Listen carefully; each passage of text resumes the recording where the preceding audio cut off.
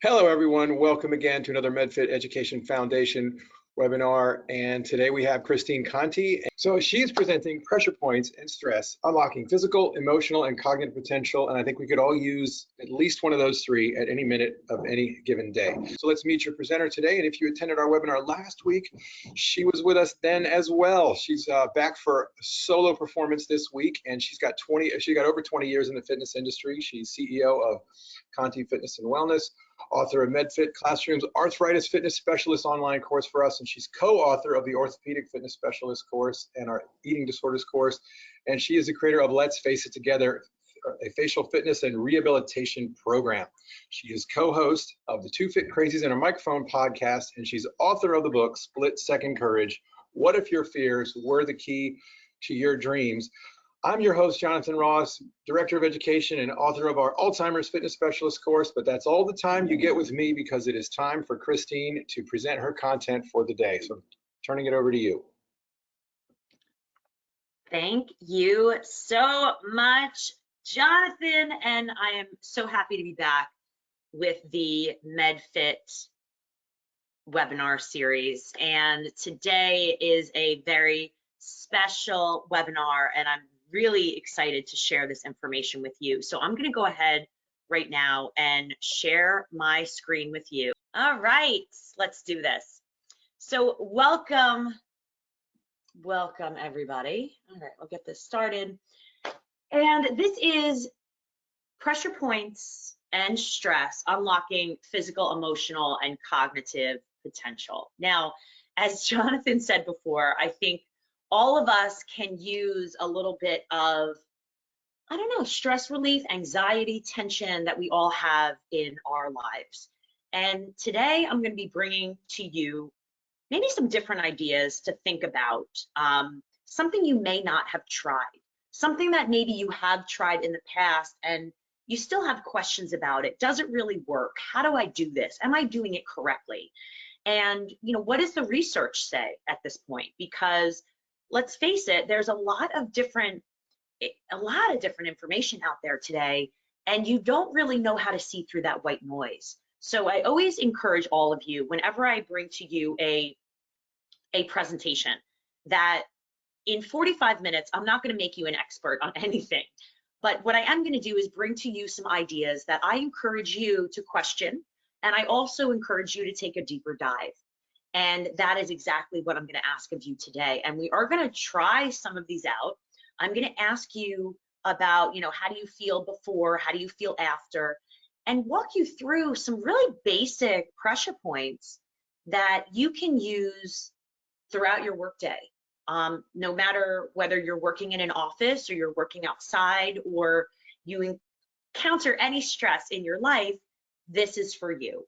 So that is what we're going to talk about today. And I also encourage you, as Jonathan mentioned, in the sidebar where it says questions, I might be talking about something and you might think of something, might hit you, put it in the question box, and I am going to allow for some time at the end to walk through some of your questions, and you may actually have something specific that we can help you with as well. So as he said, I am a chronic disease warrior and wellness advocate.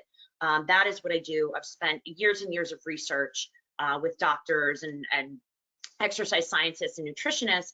And I tell you this because it is part of this presentation of how I got into this whole idea of pressure points and myofascial release and stress, because we all know that, and I'm going to talk about it, stress is something that causes inflammation in the body. Stress is something that increases your symptoms when you have a disease or a headache. Stress is something that has actually been pinned by the World Health Organization as a major epidemic, as something that is a real health concern. So yes, while we have heart disease as a #1 killer, what makes heart disease worse? What increases our symptoms? What increases strokes and heart attacks is stress. And this is where we're starting to really think about, we understand the role of the medical professional. We understand doctors. They're there to treat. They're there to help. And when you're rehabbing something, it means that something already happened. Well, what can we do ahead of time right now to reduce your stress, to reduce your blood pressure?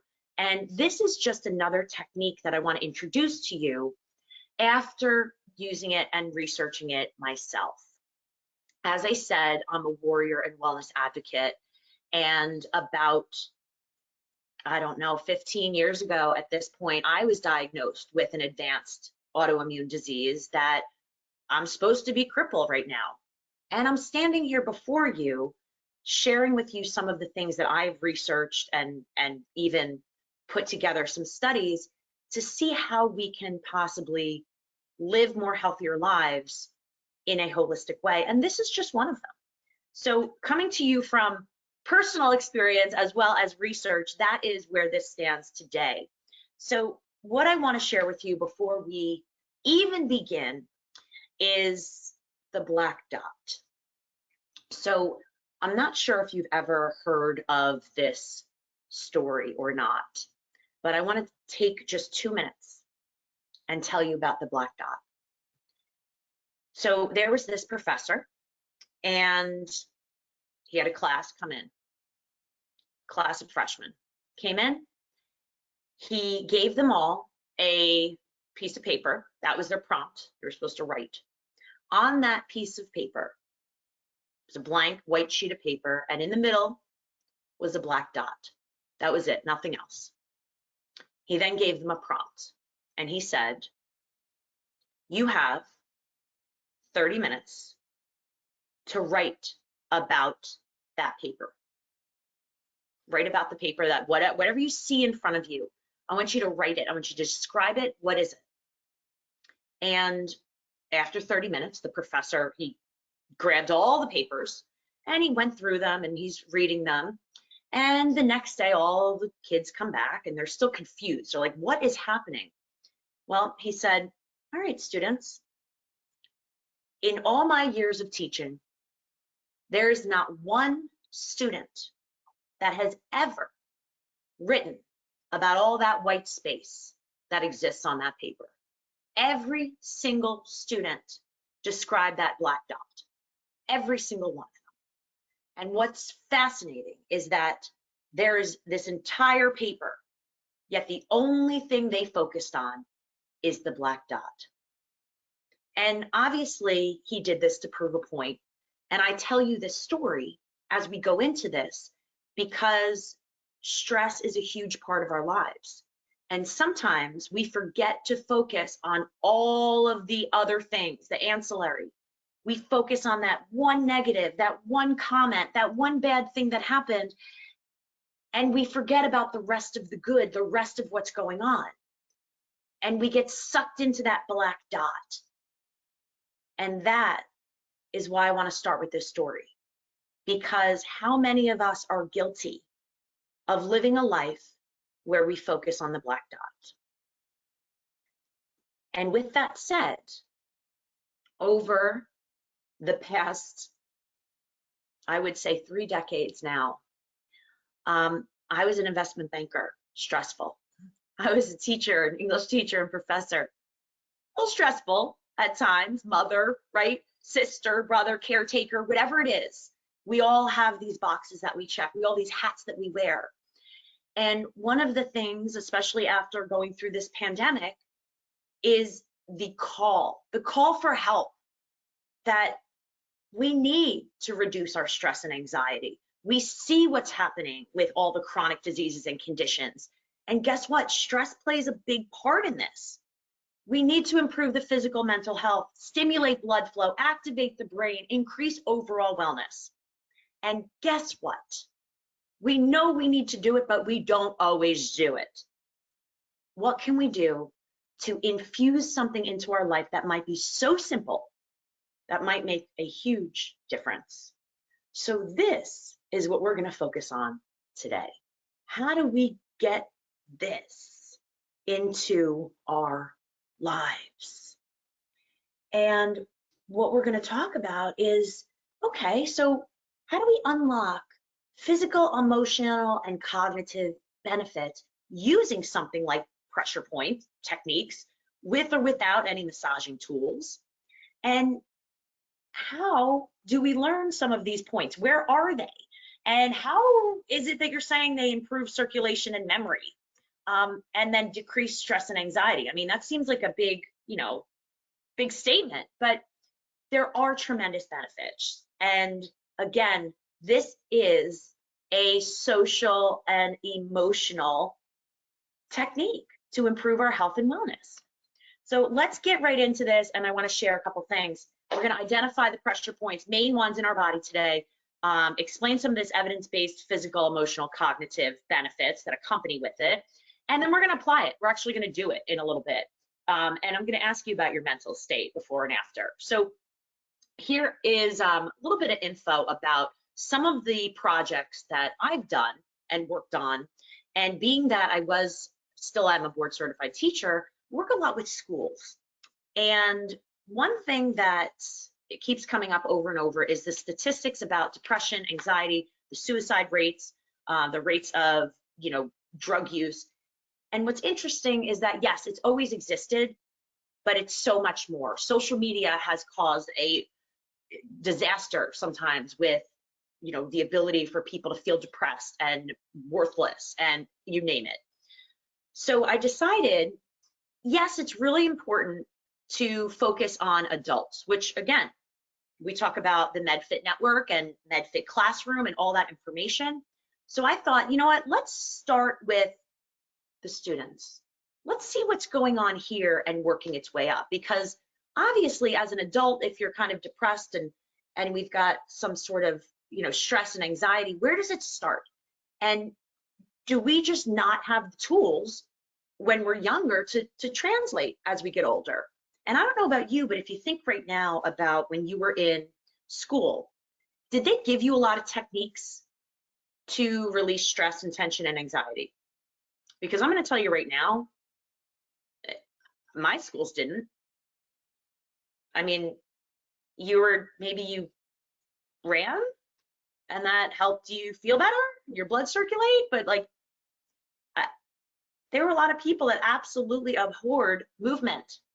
And by the way, there is a lot of people, I don't know if you know this, that physically cannot do certain activities. So we're talking inclusivity right now. So I spent a couple months collecting some data, lots of different blind studies using social media, talking about stress in school. So this is just one of them that I did. And there were a whole bunch of them. And I asked questions to people 13 to 19 years old. How often do you experience high levels of stress? Okay, take a look. 50% pretty much, a few times a week. Oh, look at that every day. All right, that's okay. So we've got stress, fine. Again, there's lots of statistics out there for adults, for people working in companies. What is it? But just starting here. All right, the next one. How about this one? It says, let's see. I know how to handle and overcome stressful situations. Look at this. Look at the no at 56%. School causes me the most stress, so switch out school with companies, work areas, right? Yes, that's at 83%. And then I've learned about various techniques to deal with anxiety when I was younger. Oh, 80% said no. Okay, this is an issue. Again, we're taking this back. Let's see. Would you be interested? I'll just go with this one. Have you learned anything from your teachers? No, at 80%. And would you be interested in learning how to use pressure points if you knew it could increase your concentration and mood? Look at that 90%. Okay, these are, again, this is 13 through 19. I'm not talking, we're adults yet. This is just this demographic. And I'm very passionate about this because what you learn when you're younger many times sets the tone as an adult. And we now have this uphill battle of working with adults and saying, let us help you. Here's a technique. And many times they're not open to it. And we really need to take a deep dive into how can I infuse this into clients that I work with. As someone who works specifically with people with chronic diseases, people that have, arthritis, that have very poor circulation, and many other various chronic illnesses. How can I help unlock physical, emotional, and cognitive potential? Now, physical, obviously, we're talking about our blood flow, right? Just to clarify this, helping our muscles, right? Recovery and with, circulation. Emotional, here's our stress, right? Our stress relief. How are we feeling? How are we handling emotion, or how are we handling anxiety or stressful situations and reacting? And our cognitive is our thinking. And what I think is fascinating, which we don't realize, is that there's been studies for decades about the positive effect of exercise and movement on the brain, of thinking, of memory, of concentration. But we don't always associate that with pressure points or some of our movement. And we need to really vocalize this a lot more. So let's do it. Let's get into it. What the heck is a pressure point, Christine? I don't know. This is, all right, well, think of the whole idea of acupressure, not acupuncture, that's the needles. Acupressure, Chinese therapy to relieve stress, anxiety, improve mood. Some people say it's a home remedy, but it can be incorporated daily into your routine to maintain peace of mind. Okay, but that is not all. All right, I want you to just take a look at this for a second. And while, I'm happy to give you more information about this, this is just kind of a general. There's primary pressure points on your body. There's secondary pressure points, and we'll talk a little bit about this in a moment, but locations vary based on your anatomy. How are you built? Again, many times, you're going to be using pressure points by putting some pressure from your hands or your fingers or your knuckles. Sometimes we use little tools for any time that maybe it's not comfortable, or maybe you don't have the strength in your fingers to really press. But these spots that we're going to talk about, they're areas of connection, tension, stress, blood flow, circulation, help with concentration, and a bunch more. So in order to apply pressure to trigger points, these are these points. So we need to make sure that, number one, if you go to someone, they are a trained professional. Yes, people can be certified in pressure points, trigger points. You might want to go to your physical therapist if you have something going on and ask them. Ask your medical professional, is this something you recommend? Many times, people that have certain forms of fibromyalgia, or you may have any disease that really aggravates your nerves, okay? It could be various forms of arthritis, where you don't want to be pressing on certain areas really hard, because it actually can cause inflammation and lead to a flare-up. So things like this we need to know. But when you're doing pressure points, if you're doing them on yourself, that is something that we're going to be holding for 5 to 10 seconds and release. And what this is when a muscle is tight, it can limit blood flow in that area. So what is the theory? Is that when you apply pressure, you limit that blood flow. And, if it's a knot or something's tense, and then when you release the pressure, the blood gushes or flows into that area, and actually the blood flow can help relax the muscle, can help with rebuilding muscle as well. Think of recovery. Now, I'm going to go on because I'm going to get back to this in a second. So there is a great study. If you ever want to look into this, it was by the Naperville schools in Illinois. And I will tell you that as a former educator, they did some amazing, innovative things in the last couple decades about brain-body connection, like way before, a lot of other schools really took this as fact. And their philosophy was actually to teach kids how to monitor and maintain their own health and fitness. And they thought, okay, this would have long-term benefits. And across the country, it was interesting because now we've got higher fitness scores, also had higher test scores. And they went back and forth between positive influence on memory, concentration, and classroom behavior. What I think is fascinating, and I will tell you, I actually have a sister who is a teacher in the Naperville schools. And when I talked to her about, pressure points and what they do, she said that in their classrooms, they have always had information about pressure point release, whether it's K through 12, and that all the teachers are trained on this, not just for them to use it, but for them to tell their students about it. Before tests, they've always done something about pressure point release. And what I thought was interesting is that we know there's a correlation between physical activity and thinking and memory and brain stimulation. But what I think is fascinating is that there is a lot of people who are unable to perform certain tasks, whether it be they have a disease or a physical, deformity, or they can't walk and they can't run, and again, you can't, right? And it's not because they don't want to, it's because it's physically impossible. And what's interesting is that you can actually emulate the effects of physical exercise through pressure point techniques. As I just said, when you press on a point and you limit the blood flow to a certain area, by taking that pressure off, that blood will gush to that area. Guess what? It's going to improve the circulation of that area. Guess what? It is also going to improve the circulation in certain parts of your body.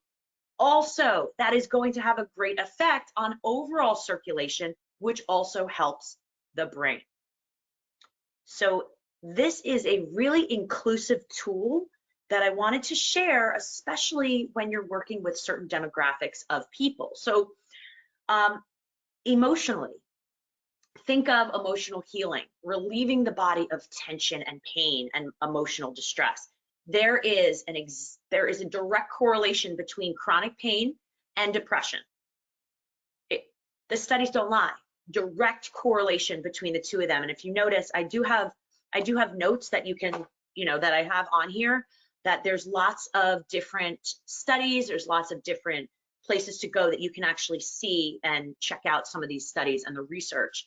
So again, many times this complements any sort of psychotherapy or going to a psychologist or social worker.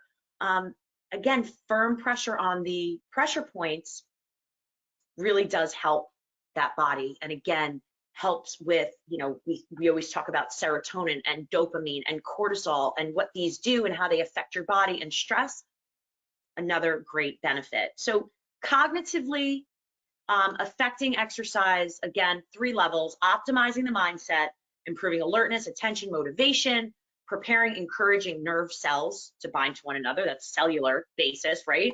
For logging new information. Think of like the hippocampus for memory.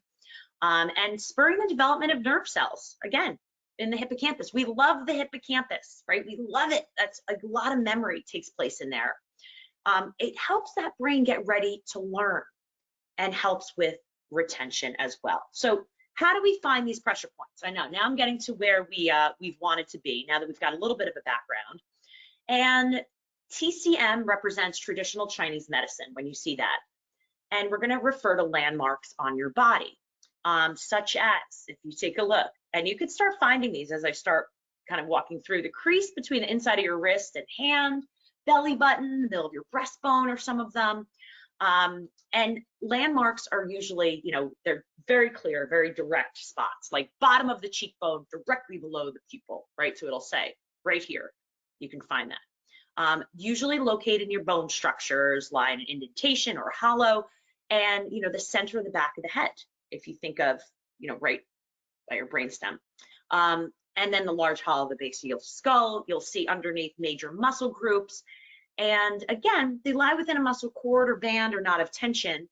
And what we're going to do to stimulate this point is pressing on the cord into the hollow is what we're going to be doing in a moment. So let's see how this works. And most often you're going to hold it with your finger or maybe a roller.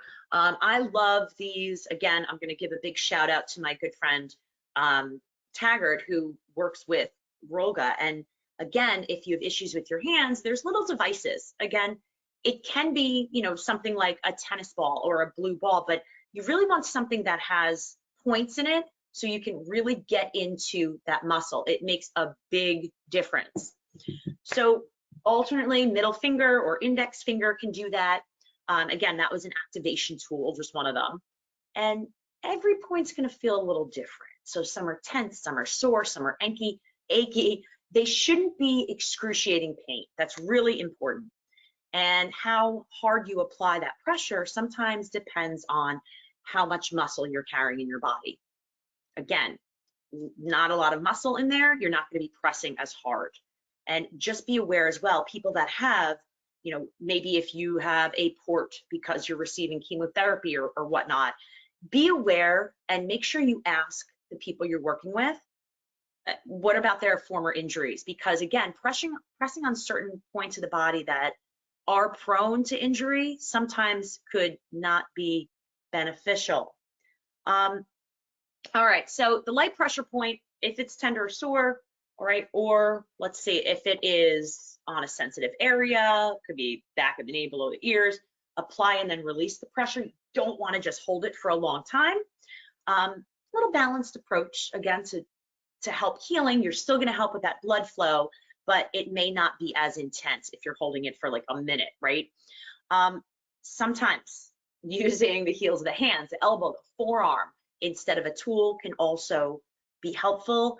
But I do want you to know that sometimes we really should be holding some of these pressure points to stop that, constrict that flow of blood for up to like 2 to 3 minutes, which just seems like a really long time, but that would give you that full benefit of that blood kind of gushing in there, because it does take time. It does take time to do this. Be patient with some of this pressure points because you want to make sure that it is something that you can really understand what the feeling is before, the after, and test yourself.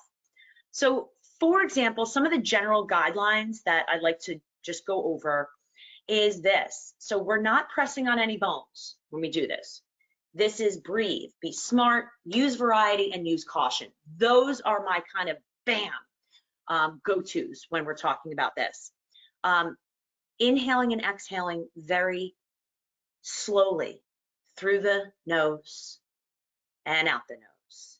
This is really going to center yourself, slowing down that heart rate, being mindful of each breath. Now, I put this up here. There's a lot of different rolled, kind of grooved rollers. This is just one of them. And I put this up here because I want you to explore the idea of pressure points. When you think of the regular roller that's just straight, it's not going to get into areas like, if you look at, number one, there's a groove. Either side, 2 and 2, that's going to go on the muscles on the sides of your lumbar spine, your thoracic spine, up to your cervical spine. Think about your shins. Think about your calf muscles, gastrocs. And it really is going to put some pressure as opposed to just rolling. Just sit, hold it, roll. Obviously, you can do that with a ball or with, a tool or with your finger. But these are just ideas of what you can be doing. Being smart, going really slow, taking a moment, giving a pressure point, maybe counting a couple seconds and releasing, just so you get an idea.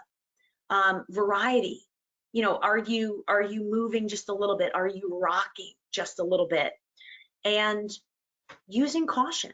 If something is really bothering you, or you're working with someone who has got inflammation in their lower part of their leg, be aware that sometimes by bringing blood flow, excess blood flow to that area might actually increase their inflammation as opposed to release it. So again, some things that we need to be aware of before we get started.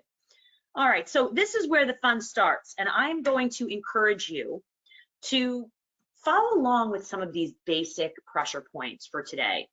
And this is actually called, if you take a look at this is spleen 6 is what this is called.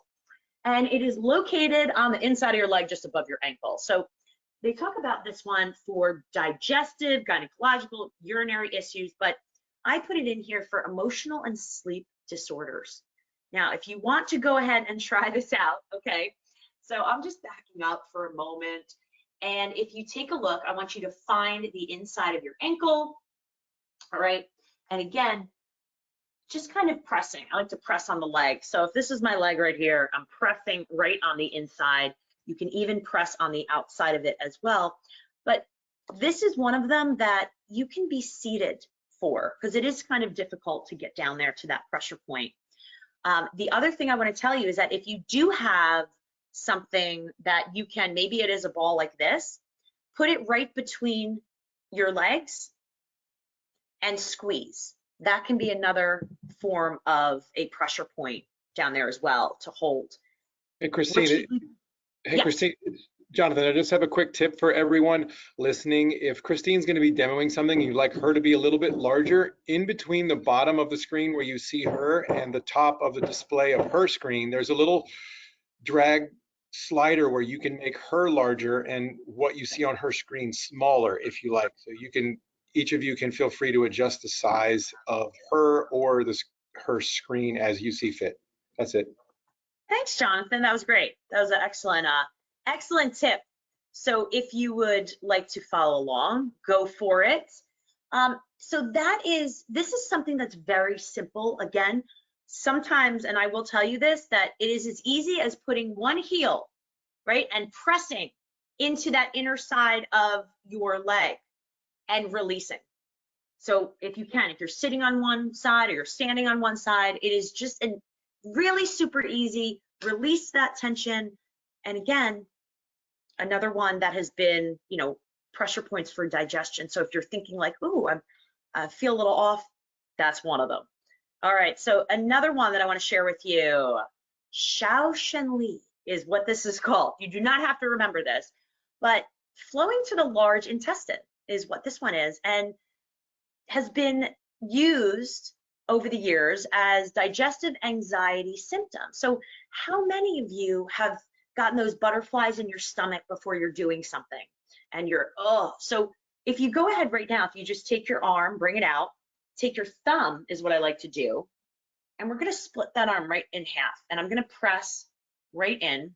Again, this one is a good one here. You don't want to extend the arm for this one. Bring it up, take a nice little point right in there, and apply some pressure. Really apply a good amount of pressure right in there. Take a couple deep breaths in and out the nose. Do that again. And release. I want you to just feel how that feels. Shake your arm out. Shake your arm out. Might feel a little different. All right, that's another one of them right there. So again, let's take a look. That was 10. Your governing vessel 20, all right, at the crown of your head. So placing a finger at the top of each ear, right? Following an imaginary line right to the top of your head, right, where the two fingers meet. And if you take a look at this, I love this one. Lift depression and sadness, ground energy to ease anxiety and overthinking. This is a fantastic pressure point before you do something that you're anxious about, before you're scared about.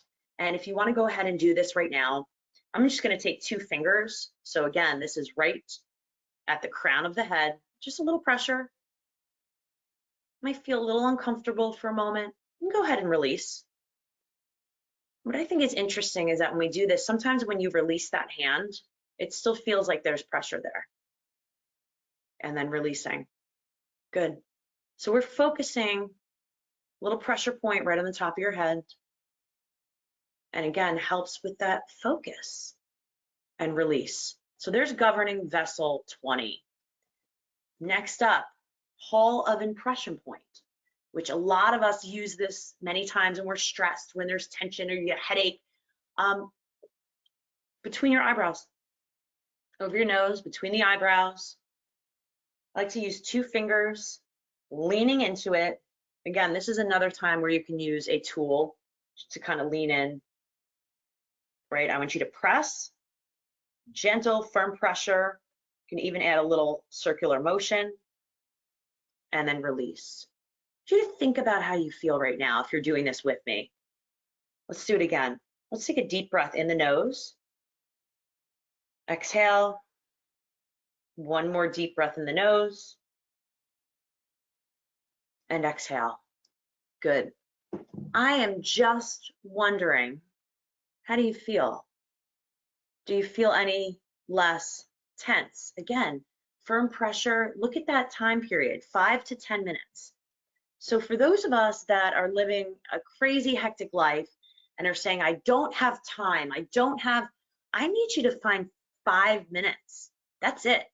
And I'm going to tell you this, and it's going to be really hard to hear, but if you can't find 5 minutes for yourself, you need to find 10, because you're the most important person right now. And again, the stress is real. Heavenly Gate Point is another one to take a look at. Super easy. So the point between your eyebrows, the center of your ears, right? Here we go. Center of your ears. Anxiety, tension, stress. There's a lot of pressure points in those ears. And what we're going to do is just press. Take your finger, your pointer, and take your thumb on the back. There we go. And just press. Take some slow, deep breaths. Maybe some circular motions. Just kind of circular motions right here. I would even say, if you'd like, move the hands down the ears. Good, and release. The ears kind of feel warm. They kind of feel like blood's rushing to them, a little circulation. But again, think about doing these things. Do you need to get up? Do you need to put on special outfits and go to the gym and, sweat out your eyeballs? No, we're just trying to improve circulation, decrease stress through very easy, simple things that we can incorporate into your day. I don't know how many times I'm sitting at a stoplight and I'll just touch my ears, right? Touch one ear, walk it down. A shoulder well point is something I'm sure that all of us have tried in the past, but thinking of your shoulder muscle with your middle finger and your thumb, relieving muscle tension, stress, those headaches from it. And in order to find it, so we're finding the point on our shoulders right now, pinching the muscle with your thumb and middle finger, applying gentle pressure for 4 to 5 seconds. So I'm going to turn around right now. I'm going to pinch right here, pinching the shoulder blades. It might feel a little uncomfortable. You're right. You're absolutely right. But we're really trying to get into that muscle, reduce that blood flow, so then when we release, it gushes back in. And again, this is one of those pressure points, the shoulder well point, where you want to take some time and not just massage for a couple moments, but take a few minutes holding that point. Once again, this is where, if the fingers are bothering you, I like to just use a tool to really get in there. Pressing, taking a deep breath, and releasing. So those of us that have those really tight trapezius muscles, and last week, I'm going to bring this up, I was talking about the cervical spine with Dr. Irv Rubinstein, and we were talking about different issues that happen and that occur with your neck. And sometimes people think that they have something wrong with their cervical spine, when in actuality, it's actually your trapezius. Your trapezius muscles affect all these muscles. They tighten up into your cervical spine, which again causes massive headaches, lots of neck pain. So using these pressure points can sometimes alleviate what we think might be going on, which leads us to the Union Valley Point. I use this every day. I encourage you to use it, especially if you're someone typing, you're someone using your hands. So reducing stress, anxiety, headaches, and neck pain. So what we're going to do is we're just going to take our hand right here. I'm going to take my other thumb and index finger. Here we go. Deep breaths. And I'm just going to press. I'm going to press. So my thumb is on the outside, my pointer finger is on the inside, and I'm just pressing. This may be a little uncomfortable. It's like this. You may feel, ooh, kind of tense. 4 to 5 seconds, deep breaths, right in there. I want you to think about how this feels. Good, another deep breath. and release. I want you to shake that out. How does that one hand feel versus the other? Does it feel warmer, looser? Let's do the other side because we can't just do one side on this one. Do you notice one of your hands is tighter or maybe a little more uncomfortable when you do this than the other? That's the other one. We are constantly off balance, constantly have muscle tightness or weakness in one side or the other. Think about why is that? Beautiful. Keep going. Press. Take a deep breath and shake that out. Release. Good. Well, open and close of those hands, but great ways to take this off of your mind, to get rid of some of this anxiety. Another one is the great surge point located on your foot. Again, I'm not going to get down and show you this one, but I want you to take a look where that is. Again, just kind of on your foot. So the intersection of the big toe and the second toe, if you take a look at your feet, maybe if they're in shoes, you can't see that, but it's hollow just above the bone. So again, this pressure point, once again, all the ones that I picked for today, stress, anxiety, but you'll notice pain, insomnia, menstrual cramps is another one here. And what we want to do, again, if you can do that with your finger or a tool, or many times, if you have the balance, you can take your heel of your other foot and try and press. So that is another great one. The other one I want to mention is the inner frontier gate point. I just put this at the bottom, located on your arm, another one of my favorites. So this one as well, kind of right on your arm, you're going to take it right by your wrist, about 3 fingers, and press. Press and release, press and release. Remember, you're not on your bone, okay? Right inside of your wrist. Just throwing some of these ideas out there for you. The kidney, the mid of the inside of the foot is another one. If you do have, that's kind of the tool that I was using. And I just wanted to put that there because you see how there's like little grooves on either side, as opposed to just a round like blue rubber ball or a tennis ball. Those grooves are what's really going to get into the pressure point to constrict that blood flow, so then you can let it go. Whereas when you have a bigger surface, it's not going to work as effectively. That's all. Again, for this one, you could just sit on a chair and press your thumb right into the inside of your foot. Again, using a specific point for that one as well. So as we kind of looked at some of these, here is your kind of call to action to start. In order to unlock some physical, emotional, cognitive potential, if you are a fitness or medical fitness professional, doctor, nurse, caregiver, maybe this is for you. Could you be more inclusive? And when I started working with this idea, I took, hey, what have I seen in the school environment? Okay, there's a lot of people that don't get the chance to move, to improve their circulation and blood flow throughout the day. And it can help them taking tests or concentration. Then I started working with companies and I started seeing people just sitting around all day.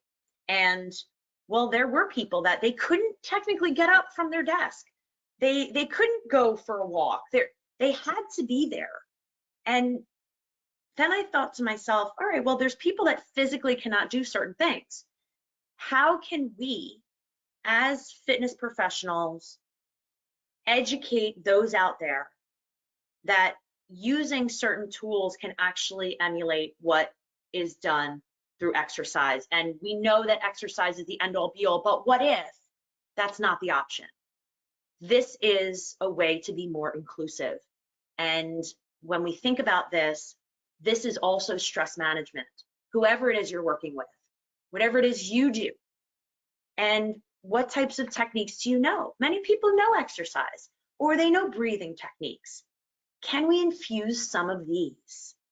And are you addressing the short and long-term effects of stress?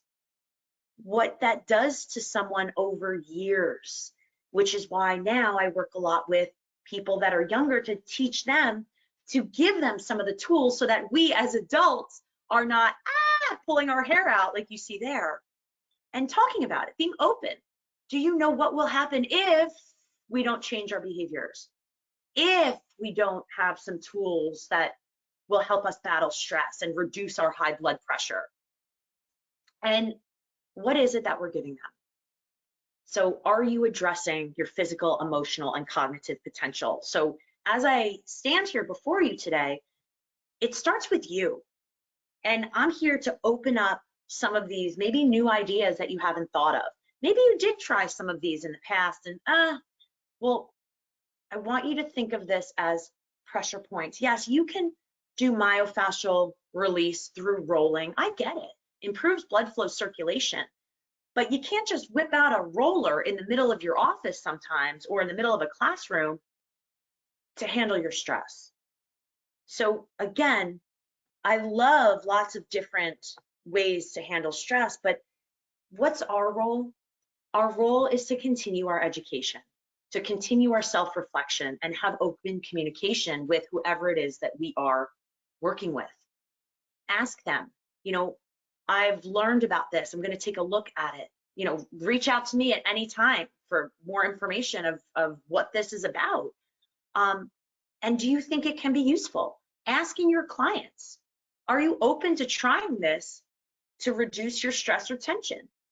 And start small, because as you saw I just gave you a couple of the different polls that I did over the last few years. You're talking to students and they were like, wow, I've never heard my teacher talk about stress relief or anxiety or use this. Would you be open to it? They're like, sure. And when I go talk to teachers or go talk to companies, are you open to trying this? Sure. Because at the end of the day, what do you have to lose? Stress? What do you have to gain? Better quality of life?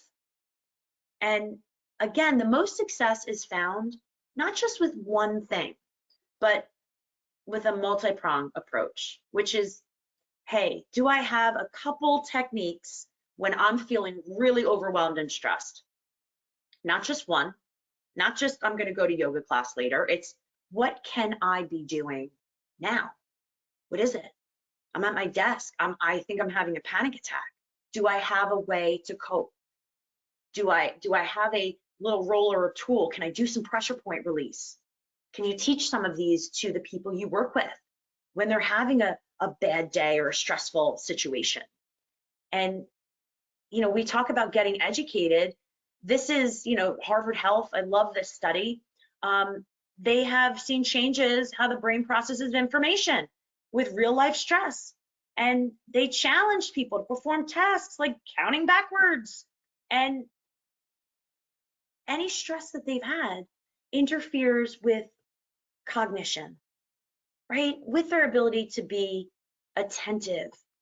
And this is real. This is real. And memory. We talked about the hippocampus before. So it affects memory. It affects many other brain functions, your mood, your anxiety, there it is. But promotes inflammation. That was huge. Which inflammation, right? I put down there, I did, heart health. Heart health. Stress is associated with chronic diseases of the brain, of the heart. And being aware of the importance of giving some of these techniques may just change someone's life or save them. So last couple of things I want to share with you, and I will open this up to some questions, is about, as a fitness professional, it is important to understand how the brain works. It is important to understand that different parts of the brain affect different tasks that we do, and that when one part of your brain is engaged, that other parts may not have as much energy to handle some other tasks. So this is what we're doing right now, is really thinking about how can we increase the blood flow, increase that circulation, and take a look at this.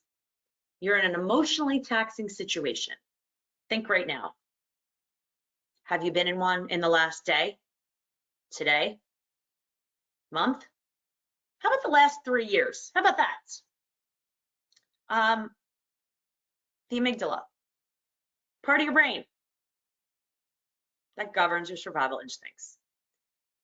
So when we think about this, If the brain is in survival mode, it's not in memory mode, right?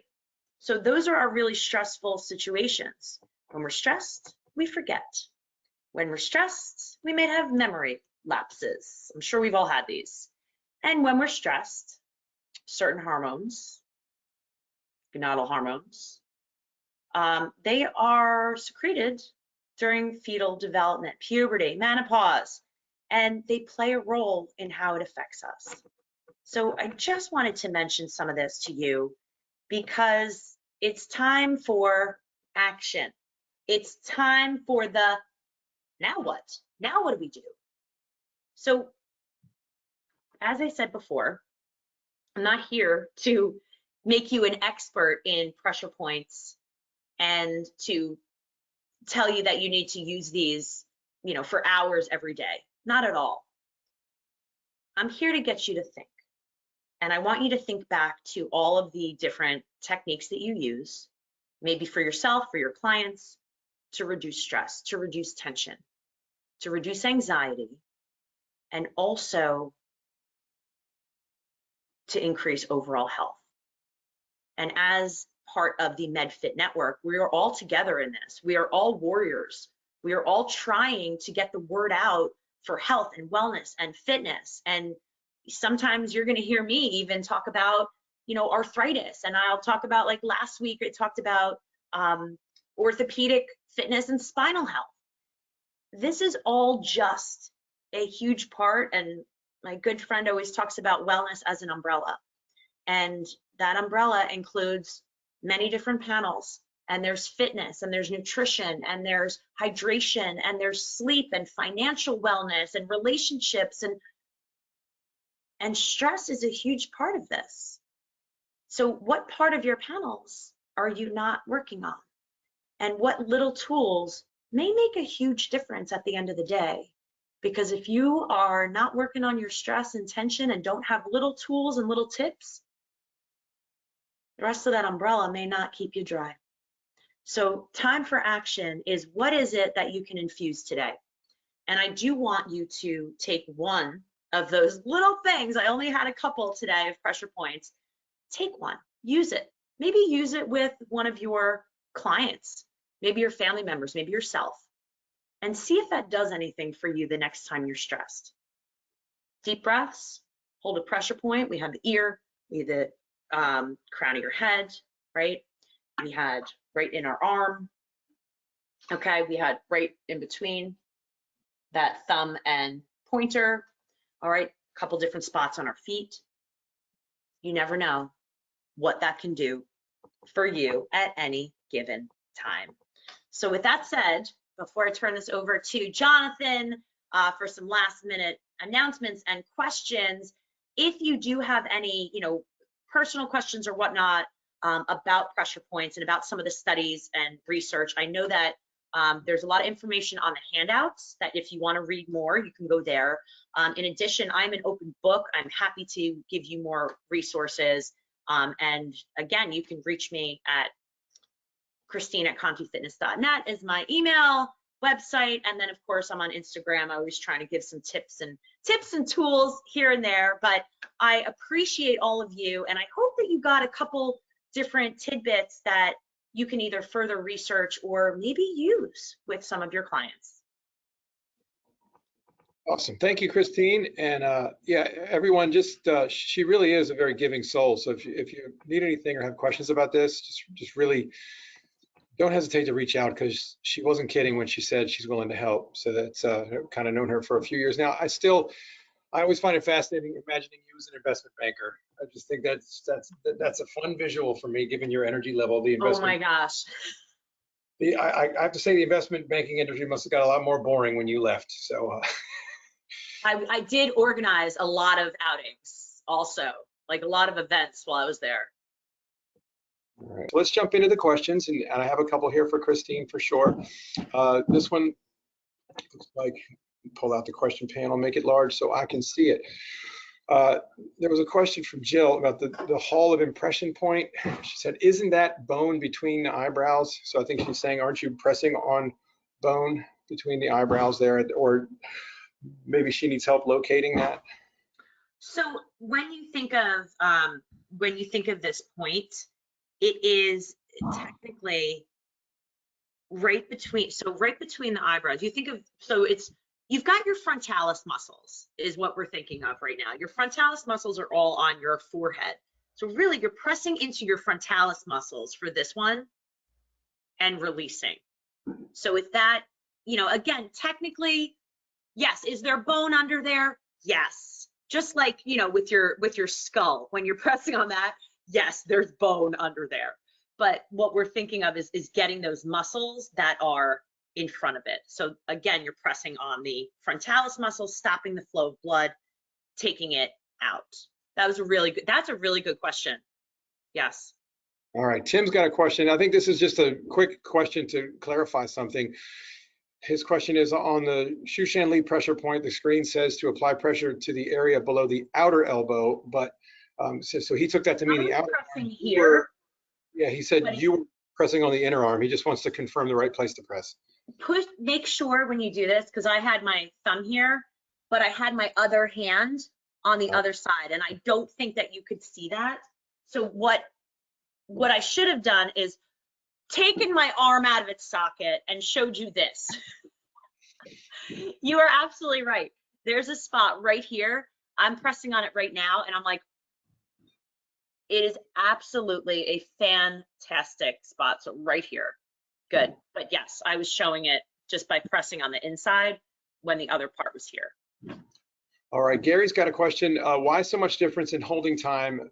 As an example, some places it's 5 seconds, other places 5 minutes. So when you talk about the 5 seconds and the 5 minutes, this is, let's say that you've been doing pressure points you've been practicing this for, I don't know, 6 months, a year, and you know your body, you know that you don't have any inflammation issues, you don't have any diseases, no injuries. Elite athletes, sometimes they will get in there and just hold, because it really helps with recovery, and it's sometimes kind of painful. Some of the spots that say, you know, 5 seconds and release may be a little bit more tender. Maybe they are spots that, you know, you're not going to, most likely, you're not going to hold this and press with a lot of tension for 5 minutes. This may be more of a 5 seconds to a couple seconds and release. It honestly depends on your body. It depends on you. Some of them that I put in there, I said, yeah, this is normally about a 5 second one, 5 to 10 second move it. Others, again, to really work pressure points in bigger muscle groups in your body, you do want to hold for a couple minutes. And again, that's that whole theory of constricting the blood flow, and then it gushes back in, which actually improves the circulation of your entire body. And for those people that, again, if you can't exercise, if you physically cannot exercise and you're sitting in a chair, how do you emulate some of this improved circulation? Here's one way to do it. And again, this is not the only way, but this is just one way to do this. Yeah, I'll throw in something quickly about that too. I've given a number of presentations about self-massage techniques, and one of the things I try to always think about ways that we as professionals, for those that are fitness pros, when you communicate this stuff to clients, how they understand it. And I always think it made sense to me to think about your muscles are like a sponge underwater. You've got a sink full of water and you've got a sponge in it. Well, it's got water in it, but if it's not moving around, the water's stagnant inside the sponge. And what you're doing with a pressure point or with holding a consistent point, you're squeezing out the sponge, but if it's still underwater, as soon as you release it, new water rushes in. So it's kind of, you're just changing the water that's in the sponge, or you're changing the hydration that's currently in the muscle by moving it. Instead of getting up and moving, if you can't or don't want to, you can do some changes of the muscle tissue by sitting still and doing some stuff. But let me get to another question here. We got one more, I think. Actually, maybe two. We'll see how long the answer is. Pamela asked, can you talk about how long over time, not in one session, you need to work with a spot to gain lasting results? So essentially she's looking for how much time can you ballpark an estimate of how much time you would see lasting results to permanently affect change in a tissue? You want to hear, I mean, everybody's different. Number one, there's the answer for you, but It's hard to answer with any certainty. Consistency is key. And whenever I talk about lasting results, it's lasting results means that you're doing something every day. What is it that you're doing every day? That's how you're going to have lasting results. I can't say poof, do it for 6 months and then it's going to work for the rest of your life. Everything, like your eating, nutrition, your walking, has to be done all the time. So if you can infuse this daily, I know for myself daily, I'm always doing range of motion with my shoulders, my neck, my wrists, my hands, because I have to do that. If I only did that once a week, it would go away. And that's my best piece of advice. Okay, well, last question we'll squeeze in from Alexis. I'm going to throw this in there for you. Any suggestions on how to reduce stiffness in the neck? And I would say, let's stop looking at our phones like this. Mm-hmm. Head forward, look with your eyes, not your skull. But anyway, you take that one. Okay, Alexis, if you get the recording from last week of the orthopedic fitness spinal health that we did, there's actually a section where we talk specifically about the cervical spine. And again, that, you know, maybe there's like 10 minutes of how to reduce some of the stiffness. My number one, though, is to really work on your trapezius muscles. So again, we're always here, and all of these muscles, they're weak, all right? They're stretched out. We've got, everything is super tight, all right? Our sternocleidomastoid muscle here, we got the scalenes, and everything is here. We've got our kyphosis. And honestly, the biggest thing, like Jonathan said, is posture. Sit up, stand up straight is the best way.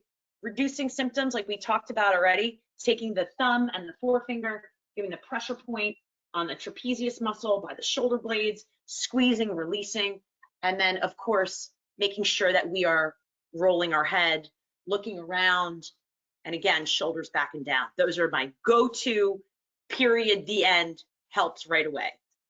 Yeah, for sure. Some of this is symptom relief. So Alexis, what I think we're seeing today from Christine's presentation is the pressure points are kind of relieving the symptoms you might be experiencing. But we're also hoping to get after the cause, in that your daily positions of your head and the things that we do can put us in positions where we have symptoms to relieve in the first place. And hopefully we're moving in such a way that we're getting closer to not having as many symptoms to seek relief from. So there we go. All right. Thanks, Christine, for that. And so everybody, hey, be sure to sign up for next week's webinar. You get me as both host and presenter for strength training. And after that, it's Patrick Porter. And so everyone, thank you so much for your attention and giving us the gift of your time and energy. You can look for an email this evening with the replay and also the handout. And we want to thank Christine once again for helping us with our content here and giving you some hopefully useful information for 2 weeks in a row. I'm going to leave it to her for any closing thoughts. And then if she doesn't have any, we'll just wrap and we'll see you next week. Thank you so much. That's what I have to say. Thank you so much. Don't hesitate to reach out and do something good for yourself, your mind, your body today and every day. Awesome. Thanks, Christine, and thanks all of you for watching.